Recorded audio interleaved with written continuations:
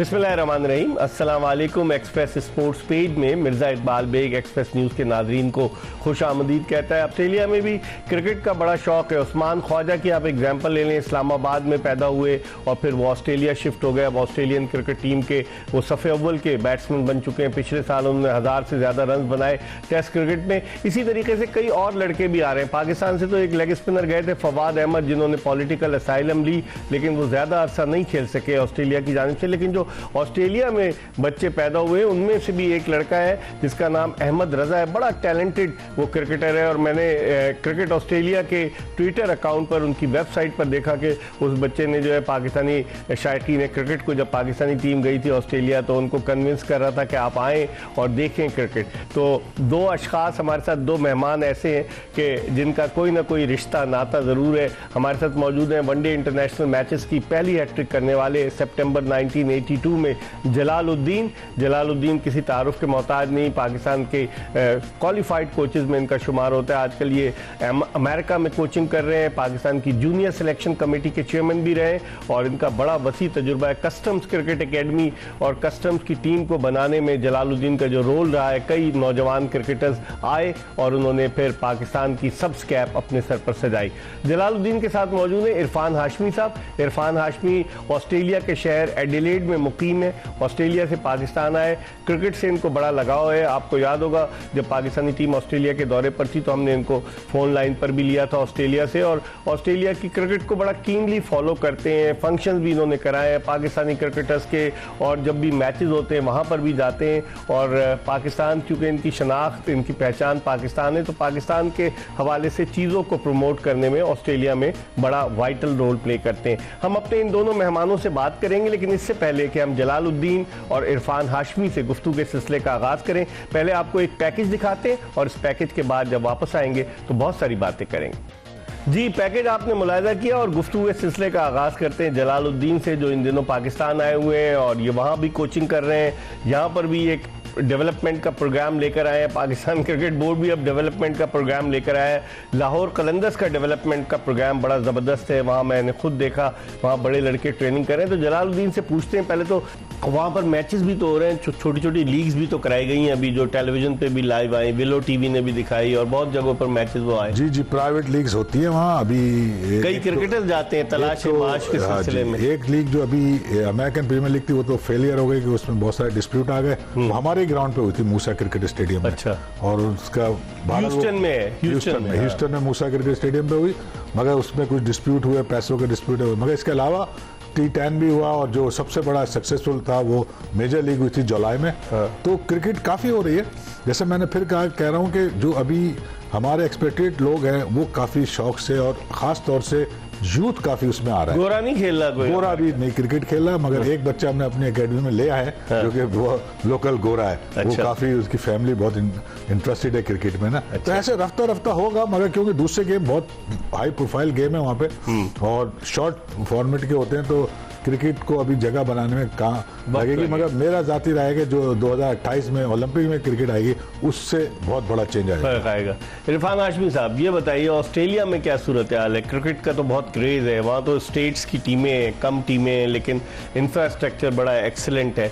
तो वहाँ क्या है, यंगस्टर्स को, यूथ को, जिस तरह ऑस्ट्रेलियन क्रिकेट टीम में कई यंगस्टर्स जो अंडर 19 से खेलते हुए और सीनियर टीम तक आए, वहाँ क्या इंफ्रास्ट्रक्चर है? वहाँ मिर्ज़ा भाई जो इंफ्रास्ट्रक्चर है वो बहुत ही बॉटम एज से, जो अंडर 10 की जो एज है वहाँ से वो क्रिकेट को प्रमोट करते हैं और वो एक्सेसिबल बनाते हैं। हर इलाके के, हर सबब के एक एरिया में कोई ना कोई क्लब वो इंट्रोड्यूस करते हैं, जो कि ख़ास तौर पे सिर्फ अंडर 10 के बच्चों के लिए होता है। अंडर 7 के बच्चे भी उसमें खेल सकते हैं और उसमें सिर्फ ये होता है कि वो हिट करें बॉल को। दैट्स द फिलॉसफी वो यूज़ करते हैं और उसी से फिर बच्चों को इंटरेस्ट डेवलप होता है। उसमें लड़के लड़कियाँ सब शामिल होते हैं और उसमें पेरेंट्स की इन्वॉल्वमेंट बहुत होती है उसके अंदर। और फिर उसके बाद वहाँ पे स्कूल क्रिकेट एक चीज़, एक लेवल है, उसके साथ एक कम्युनिटी क्रिकेट एक लेवल है। तो इनमें जो बच्चे इंटरेस्टेड होते हैं उसके ऊपर फिर वो फिर प्रीमियर क्रिकेट जो कि वहाँ पे क्लब क्रिकेट है, जो बेस्ट क्लब क्रिकेट है, उसके बाद फिर शील्ड क्रिकेट या फिर बिग बैश वगैरह जो वहाँ पे। क्लब क्रिकेट में पाकिस्तानी क्रिकेटर्स भी, मैं उसकी आमिर जमाल की स्टोरी देख रहा था कि 2016 में वो क्लब क्रिकेट खेलने ऑस्ट्रेलिया गया और पाकिस्तानी टीम ऑस्ट्रेलिया के दौरे पर थी, तो उसने सिडनी क्रिकेट ग्राउंड में जाकर मैच देखा था एक स्टैंड में बैठकर, और बाद में वहीं वो खेला।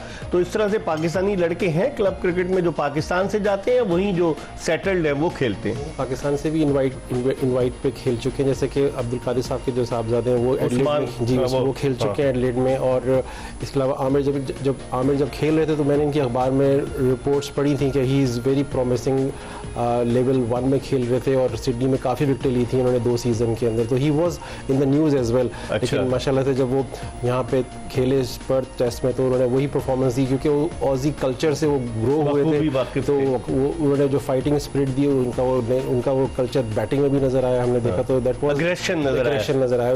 वो लग रहे थे कि वो डिफरेंट ट्यून होके ऊपर आए हों। तो वो आमिर जमाल के अलावा भी उस्मान कादिर को तो वो सुनना था कि उसको नेशनलिटी भी मिल जाती है अगर वो ज्यादा अरसे वहाँ रहता, जी अगर वो परस्यू करते, लेकिन आई थिंक पाकिस्तान से भी उनको कॉल आ गई थी तो इसलिए वो आ गए।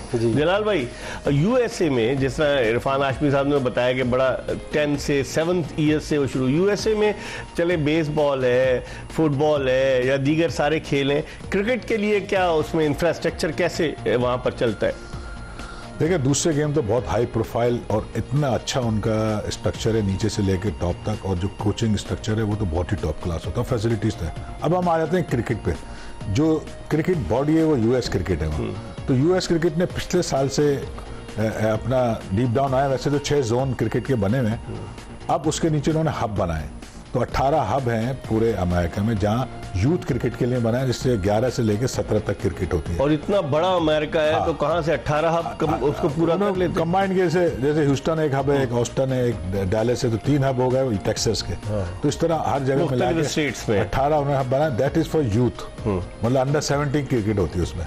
इसके अलावा जोनल क्रिकेट है जिसमें 19 एंड जो सीनियर क्रिकेट होती है, वो अभी 2 साल तो हुई है मगर उससे पहले नहीं हुआ, और हब पिछले साल हुआ। तो स्ट्रक्चर बन रहा है, डेवलप हो रहा है, मगर अभी जो मेजर मैं समझ सका हूँ जो मसला है वो है, एक तो जाहिर है कि यूएसए बड़ा बहुत है, मौसम के इशू है, और फिर वहाँ क्रिकेट सिर्फ वीकेंड पे हो सकती है, और जो फंड के इशू है यूएस क्रिकेट के, उसकी वजह से ज़्यादातर वॉलंटियर बेस वो काम कर रहे हैं अभी। इसमें पैसे आने की ज़रूरत है, तब प्रोफेशनली ये यूथ लेवल पे और सीनियर लेवल पे जब होगा तो क्रिकेट में मजीद इंटरेस्ट बढ़ेगा वहाँ लोकल का, क्योंकि ज़्यादातर लड़के जो 17-18 साल के हो जाते हैं फिर वो यूनिवर्सिटी चले जाते हैं, उनका इंटरेस्ट खत्म हो जाता है। उस इंटरेस्ट को या तो एक ऐसा स्ट्रक्चर बनेगा यूनिवर्सिटी में स्कॉलरशिप वगैरह मिले जो कि दूसरे स्पोर्ट्स में मिलती है, तो शायद ये इंटरेस्ट उनका कायम रहे।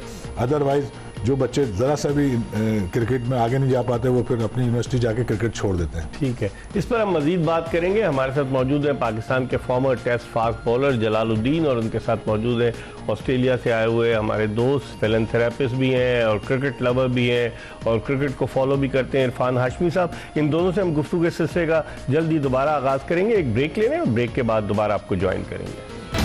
ब्रेक के बाद एक मरतबा फिर एक्सप्रेस स्पोर्ट्स पेज में आपको खुशामदीद कहते हैं। आज हम क्रिकेट के हवाले से बात कर रहे हैं कि अमेरिका में क्या क्रिकेट हो रही है, ऑस्ट्रेलिया में क्या क्रिकेट हो रही है, और जलालुद्दीन जो पाकिस्तान से गए हैं और वहाँ पर कोचिंग भी कर रहे हैं, विमेन की भी कोचिंग कर रहे हैं, इनसे हम पूछते हैं बहुत सारी चीज़ें, क्योंकि जलाल ने क्वालिफाइड कोच है और क्रिकेट ऑस्ट्रेलिया से भी इन्होंने लेवल 1 का कोर्स किया है और लेवल 4 है, लेवल 4 पाकिस्तान से किया है और लेवल 1, 2, 3 ऑस्ट्रेलिया से, इंग्लैंड से, और ऑस्ट्रेलिया से लेवल 2 अलग किया है। बताइए। और हमारे यहाँ जो हमारे डायरेक्टर हैं माशाल्लाह पाकिस्तानी क्रिकेट टीम के, कि उन्होंने कौन से कोर्सेज किए हुए हैं। बस यही है ना पाकिस्तान क्रिकेट का अलमिया है कि यहाँ पर जो कॉम्पिटेंट लोग होते हैं, जो यस सर सलाम नहीं करते, सलूट नहीं मारते, वो जो है पसे पर्दा हो जाते हैं, और वो लोग जो चालाक होते हैं जिनको कुछ नहीं आता वो फिर हेल्म ऑफ अफेयर्स पर आते हैं। पाकिस्तान क्रिकेट का अलमिया है। लेकिन जलाल भाई ये बताएंगे, वहाँ पर मूसा क्रिकेट स्टेडियम में तो सकीम मोहम्मद आप जब आए थे, मैंने इंटरव्यू किया था, बड़ी एक्टिविटी हो रही है।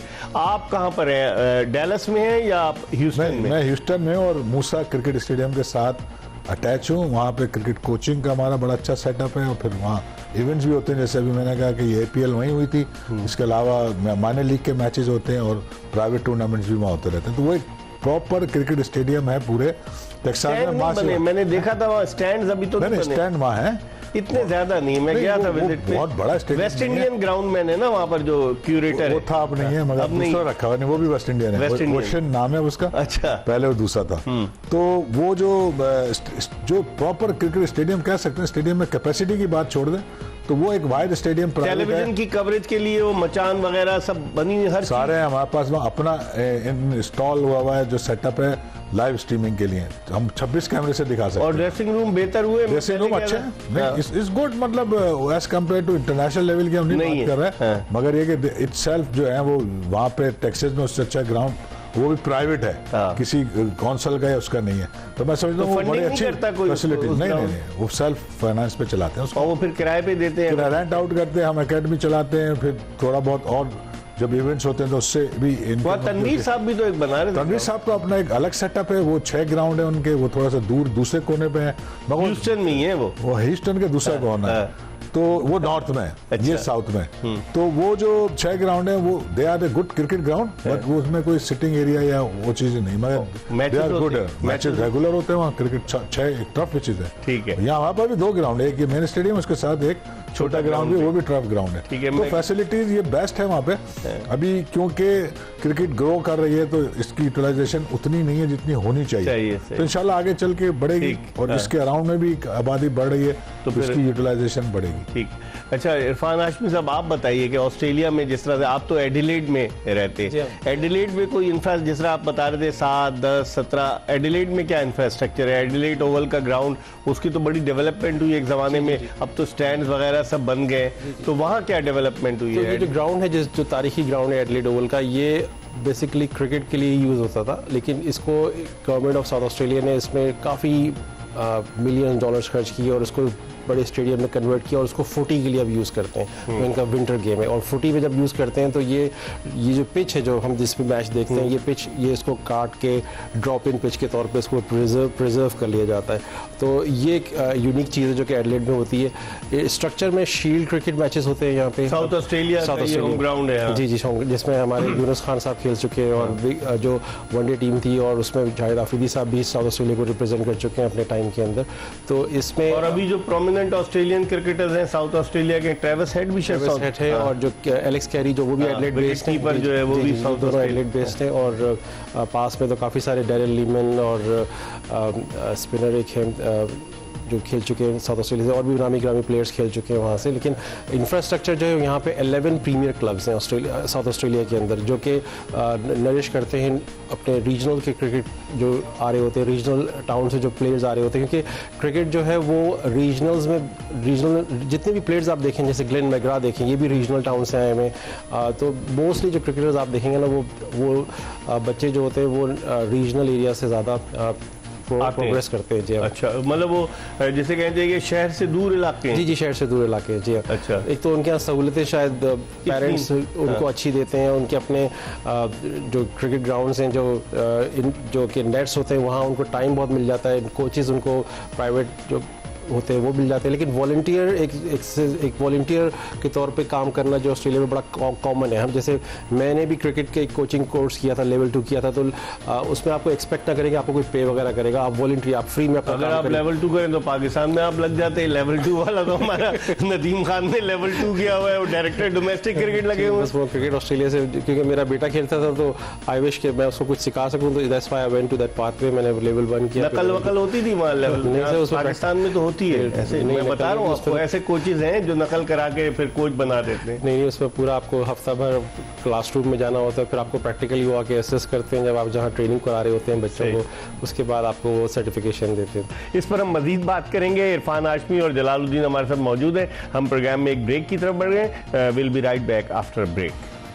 ब्रेक के बाद एक मरतबा फिर पाकिस्तान के former test fast bowler, qualified cricket coach Jalaluddin और ऑस्ट्रेलिया से आए हुए इरफान हाशमी जो कि एंटरप्रेन्योर हैं और क्रिकेट से, क्योंकि इन्होंने खुद भी लेवल 2 का कोचिंग कोर्स किया है, तो क्रिकेट से इनकी बड़ी गहरी वाबस्तगी है। इरफान भाई, अब मैं जलाल भाई की तरफ आऊँगा, लेकिन ऑस्ट्रेलिया से फिर मैं इनको कनेक्ट करूँगा। ये पाकिस्तान में एक डेवलपमेंट का प्रोग्राम भी करा रहे हैं। आप भी शायद नेशनल स्टेडियम अगर गए हो तो मैच आपने देखा होगा।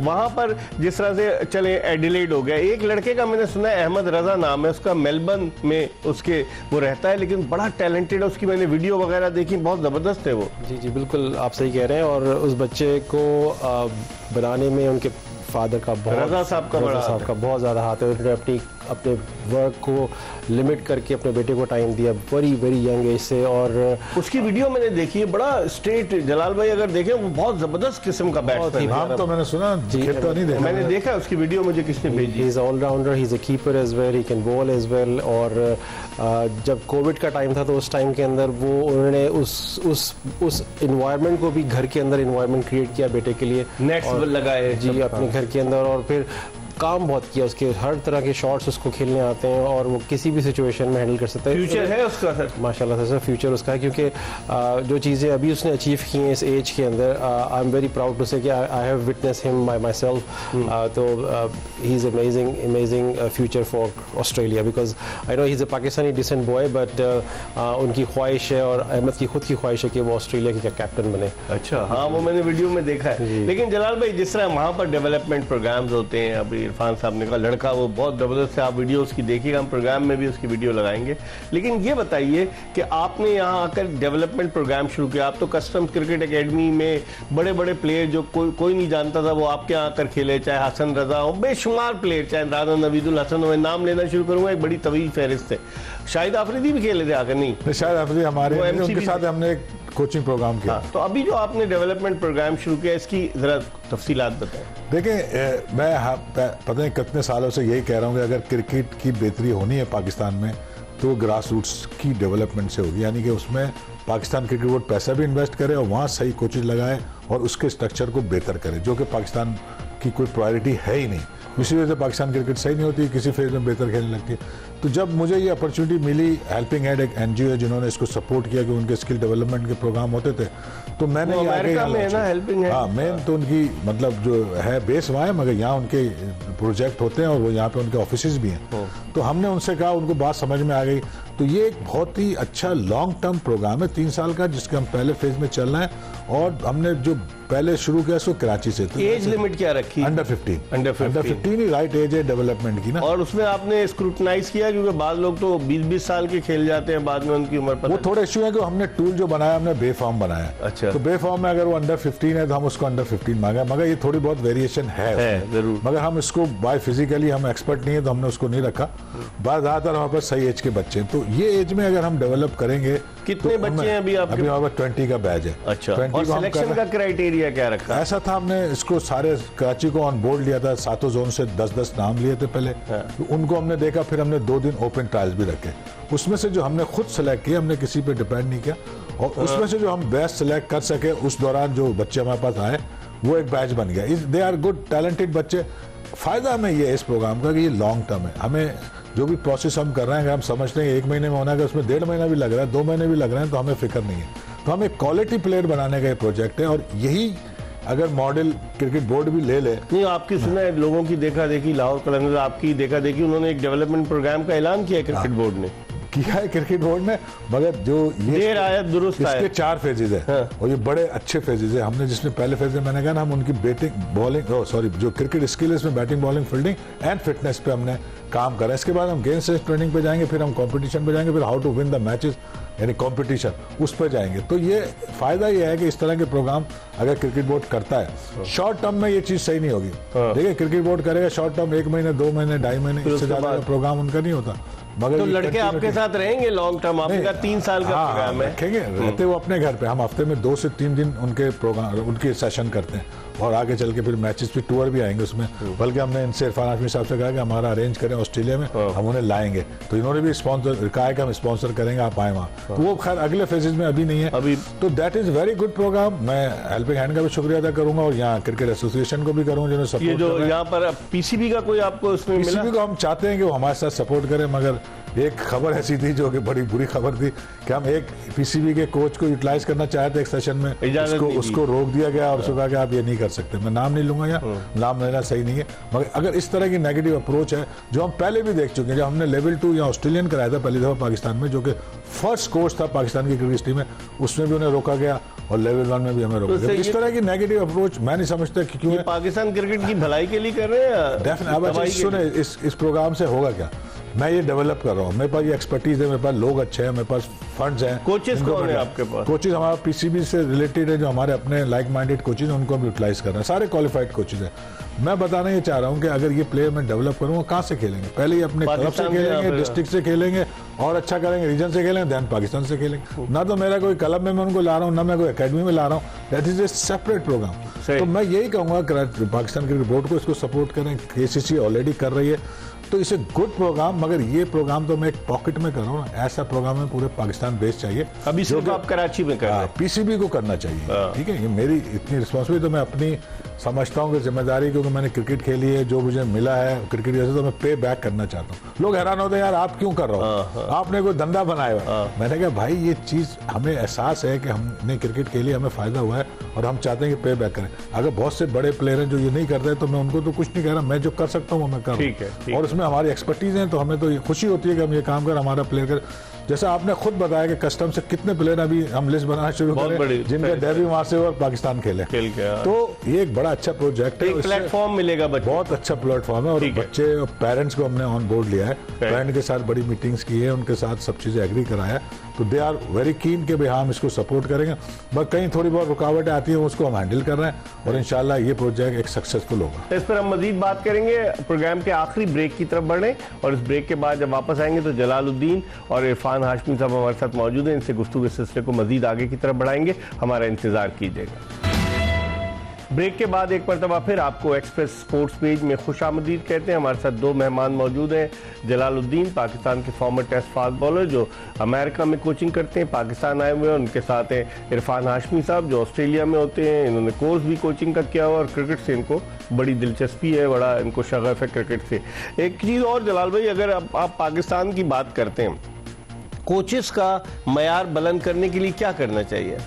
बड़ा अच्छा क्वेश्चन है। देखें यहाँ कोचेस तो डेवलप कर रहे हैं, मगर वो मीडियोकर किस्म के कर रहे हैं, एक ऑर्थोडॉक्स स्टाइल में पुराने। अब जो मॉडर्न डेज क्रिकेट आ गई है, जिसमें प्लेयर कोच रिलेशनशिप से बात होती है, उनका फिलॉसफी की बात होती है, वो ने अब तक कोचेस को पता नहीं कि फिलॉसफी होती क्या है, क्योंकि फिलॉसफी नॉलेज से ज़्यादा इंपॉर्टेंट है कि आपको, क्योंकि फिलॉसफी से डिसीजन लेने होते हैं अपने अच्छे स्ट्रॉन्ग डिसीजन।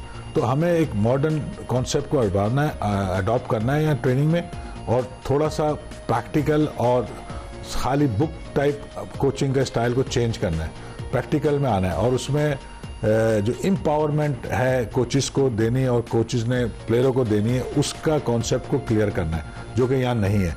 यहाँ एक लकीर के फ़कीर तरीके से हम कोचिंग करते हैं, वो जाके वही अप्लाई करने लगते हैं, कोई अपनी इनोवेशन नहीं होती और ना ही उनके पास कोई विजन है। लेकिन अब तो टेस्ट क्रिकेटर्स को ला रहे हैं ना, ये कि उनको नौकरियां मिल जाए। मैंने कहा कि जो क्रिकेट खेला है और उसने ट्रेनिंग नहीं ली हुई है, तो वो कोच नहीं बन सकता, ठीक है। अच्छा, अब एक और बात है, जो कोच के लिए थ्योरी भी जरूरी है, प्रैक्टिकल के साथ साथ। नहीं, वो पूरा एक लेवल्स बने हुए, वो कोई इतने लंबे चौड़े नहीं होते, आसानी से कर सकते हैं। मैं एक कॉन्सेप्ट, एक स्किल है, वो स्किल है, इसे खेलना एक स्किल है, कोचिंग भी एक स्किल है, तो उसको वो अगर उनको सही से ट्रेन करेंगे तो हो सकता है।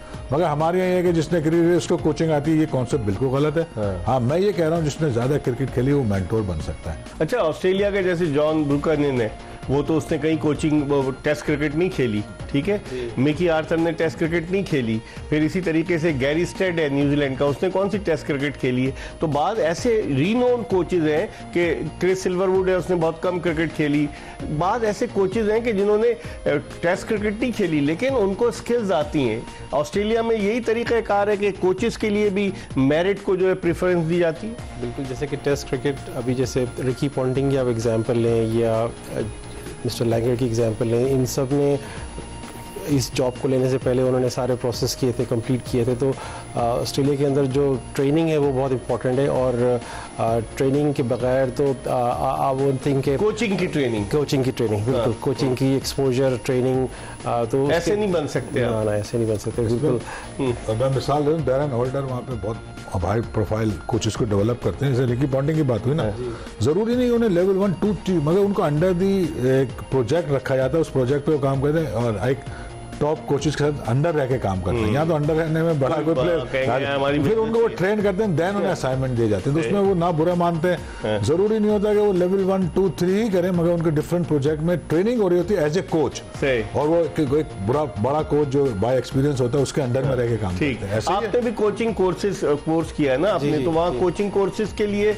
सिलेक्शन का क्या क्राइटेरिया? मैं कोच बनना चाहता हूँ, मैं कैसे कोचिंग कोर्स करूंगा ऑस्ट्रेलिया में? देखिए, कोचिंग कोर्स तो आप अपनी चॉइस पे आप जाके अप्लाई करते हैं, ठीक है। उसकी फीस होती है? उसकी फीस होती है, और उसमें कुछ टाइम स्पेंड करना होता है आपको अपने काम से ऑफ लेके वहाँ पे फुल टाइम, जैसे मैंने किया था, तो मुझे एडिलेड ओवल में कोई 1 ईयर तकरीबन 10 डेज मुझे ट्रेनिंग पे जाना हुआ था, और क्लासरूम सिनारियोज थे, प्रैक्टिकल सिनारियोज थे, उसके अंदर मेरे ख्याल से 2-3 एलीट कोचेज़ वहाँ मौजूद थे जो कि ऑस्ट्रेलिया के टॉप कोचेज़ हैं, वो आए हुए थे वहाँ पे। कुछ लोगों ने PhD की भी थी क्रिकेट के ऊपर, वो लोग वहाँ मौजूद थे, और काफ़ी चीज़ें हमने वहाँ पे डिस्कस की। हमारे यहाँ तो सलाम करने में PhD की है ना लोगों ने, गद्दाफी स्टेडियम की कॉरिडोर में जाते हैं, सलाम, बड़े टफ जॉब है वो भी, उनको असाइनमेंट मिल जाता है। अच्छा, आगे जी, हमारी क्लास में एक सेशन ऐसा था जिसके अंदर सिडनी में जो सचिन साहब की एक इनिंग थी जिसके अंदर उन्होंने शायद 200 या 196 जब उनकी शायद परफॉर्म अच्छी नहीं कर रहे थे और ऑफ साइड पे वो आउट हो जाते थे, तो शायद टूर के लास्ट उसके अंदर पूरे सेशन में उसके ऊपर बात हुई थी कि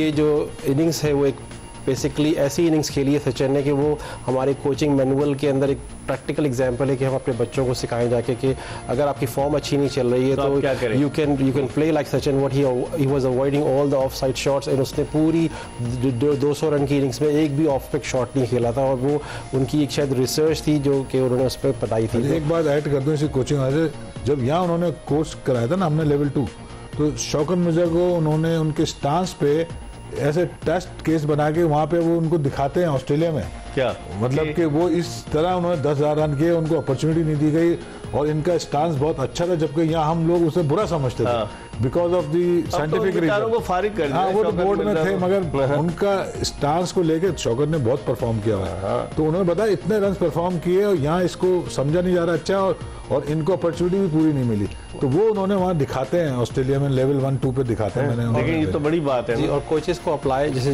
जो क्लब्स की जो सिलेक्शंस होती हैं कोचेस की, जैसे आपने पूछा कि सिलेक्शन कैसे होती है, तो उसमें आपको अप्लाई करना होता है, अपना प्रैक्टिकल एक्सपीरियंस शो करना होता है कि आपने कितनी, ये नहीं कि मुझे क्रिकेट का शौक है मैं नहीं, ऐसे नहीं है, ऐसा नहीं। You need to show that कि आपने अगर जूनियर लेवल में भी कोचिंग की है तो आपने कैसे कोचिंग की और आपका परफॉर्मेंस टीम की कैसी रही, आपने कितना टाइम स्पेंड किया बच्चों के साथ, सारी चीजें, सब चीज़ें। और अगर आप ये करते चले जाते हैं तो लेवल 3 का कोर्स जो है वो खुद से ऑफर होता है, वो उसको कोई खुद से अप्लाई नहीं कर सकता। अगर मुझे ऑफर हुआ था, लेकिन बिकॉज ऑफ माई वर्क, अगर आप कॉम्पिटेंट हैं लेवल 2 में तो फिर they will automatically call you कि आप लेवल 3 के लिए एलिजिबल हैं। That's a 1 year course, but I was unable to manage that, so that's why I just stay with level 2। चलिए, बहुत बहुत शुक्रिया जलालुद्दीन साहब, इरफान हाशमी साहब, आपका गुफ्तगू आपने मुलाहिदा की जलालुद्दीन और इरफान हाशमी साहब की। आपको USA क्रिकेट, फिर जलालुद्दीन जो क्रिकेट डेवलपमेंट प्रोग्राम कर रहे हैं हेल्पिंग हैंड्स के साथ मिलकर, उनको बड़ा सपोर्ट कर रहे हैं, और फिर इरफान हाशमी साहब जो एडिलेड में मुकीम है, जिन्होंने खुद भी लेवल 2 का कोचिंग कोर्स किया और ऑस्ट्रेलिया की क्रिकेट के बारे में यकीनन बहुत सारी चीज़ें इन्होंने बताई। हमें उम्मीद है कि हमारी कोशिश, ये काविश आपको पसंद आई होगी। इंशाअल्लाह अगर ज़िंदगी ने वफा की तो अगले शो में फिर आपकी खिदमत में हाजिर होंगे। मिर्ज़ा इकबाल बेग, जलालुद्दीन, इरफान हाशमी और एक्सप्रेस न्यूज़ की पूरी प्रोडक्शन टीम को इजाज़त दीजिए। अल्लाह हाफ़िज़।